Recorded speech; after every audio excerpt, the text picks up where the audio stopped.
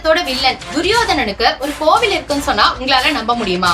கேரளால இருக்கக்கூடிய பொறுவழிங்கிற கிராமத்துல மலநாடா கோவில் துரியோதனனுக்காக கட்டப்பட்டது. பாண்டவர்கள் 13 வருஷம் வனவாசம் போயிருந்தப்போ அவங்களை தேடிக்கிட்ட துரியோதனன் அந்த பக்கமா வரான். அப்ப அங்க இருக்கக்கூடிய ஒரு வயசான பாட்டி கிட்ட பயங்கர தாகமா இருக்குன்னு கல்லு வாங்கி குடிக்கிறான்.